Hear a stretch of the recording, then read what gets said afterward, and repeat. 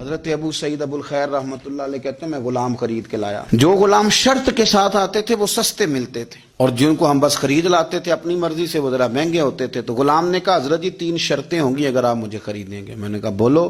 کہنے لگا پہلی شرط یہ ہے کہ میں سارا وقت آپ کی بات مانوں گا، پر اذان ہوگی تو پھر میں کسی کی بھی نہیں سنوں گا، پر میں جانوں میرا رب جانے.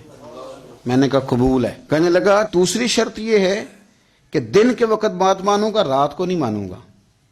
میں نے کہا یہ آرام کرنے کا عادی ہوگا، نیند زیادہ آتی ہوگی، بعض لوگ زیادہ سوتے ہیں. میں نے کہا ٹھیک ہے. اس نے تیسری شرط یہ کہی کہ بہت سارے جگہوں پہ لوگوں کے زیادہ غلام ہوتے ہیں تو ایک کمرے میں 5-5 600 لوگ رہتے ہیں.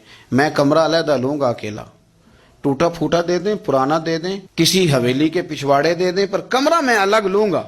کہتے میں نے کہا یار یہ بھی قبول ہے. میں اسے گھر لے آیا. میرے دل میں تھوڑا تھوڑا کھٹکا تھا کہ یہ کہتا ہے میں وقت پر نماز کے لیے جاؤں گا، کہیں کام چوری نہ کرے، لیکن فرماتے ہیں یہ تو کام دوسروں سے زیادہ کرتا تھا اور توجہ سے کرتا تھا اور ذوق سے کرتا تھا. 2 دنوں کا کام 1 دن میں کر جاتا. فرماتے ہیں ایک رات کسی مجبوری کے لیے مجھے کوئی پیغام آ گیا، کہیں جانا تھا. میں اور میری اہلیہ اٹھے، حویلی کے پیچھے ایک پرانے کمرے میں وہ رہتا تھا.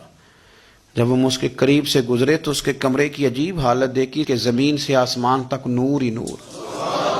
ہم نے جب کان لگا کے سنا تو وہ رو رہا تھا اور کہہ رہا تھا مالک میرے ذمہ نہ میرے آقا کے بھی حقوق ہیں، اس لیے میں سارا دن تیری عبادت نہیں کر سکتا، صرف رات کو کرتا ہوں. مالک اگر میرے ذمہ تو نے یہ ڈیوٹی نہ رکھی ہوتی تو میں سارا دن بھی تیری بارگاہ میں حاضر رہتا، میں قرآن کی تلاوت کرتا، میں تیرے محبوب پہ درود و سلام پڑھتا، میں یہاں آ جاتا تیری ہی بارگاہ میں، پر میرے حقوق ہیں. اللہ وہ جو دن کی میری غفلتیں ہیں وہ معاف کر دے.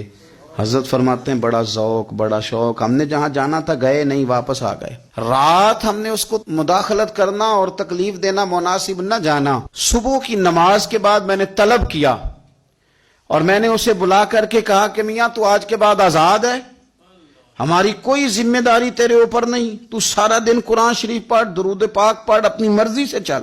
کہنے لگا کیوں؟ جلال میں غصے میں بات کرنے لگا. کیا مطلب ہے آپ کا؟ میں محنت کروں گا، کام کروں گا، یہ آپ کیا کہہ رہے ہیں؟ تو فرماتے ہیں میں نے اس سے کہا کہ رات نا ہم نے تیرا منظر دیکھ لیا، تیری دعائیں تیری التجائیں، رب کے ساتھ تیرے رشتہ ہم مطلع ہو گئے.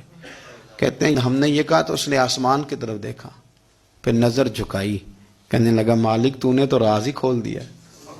یہاں لوگوں کی جعلی کرامت مشہور ہو جائے تو وہ کمائی نہیں کرنی شروع کر دیتے، تویز دھاگے کی دکان نہیں چل جاتی. اللہ تو نے راز ہی کھول دیا. میں تو سراپا مخزن راز تھا، میں رہا تھا مدت و راز میں، یہ تو تیرا شوق کے دید کشاں کشاں مجھے کھینچ لایا مجاز میں. تو نے یہ کیا عجب کیا، مجھ کو بھی فاش کر دیا، میں ہی تو ایک راز تھا سینہ کائنات میں، مالک میرا بھی راز کھول دیا. اور پھر کہنے لگا اللہ یوں نہ کر، تیرے میرے پردے ہیں، ان پردوں کو نہ کھول. یہ لفظ کہے زمین پہ لیٹا، کلمہ پڑا اور روح پرواز کر گئی. عرش فرشتے بانگا ملیاں، مکے پہ گئے شور. بلے شاہ اسا نہیں ہوں مرنا، اے تے مر گیا ہی کوئی ہور، اسا نہیں ہوں مرنا تے مر گیا ہی کوئی ہور.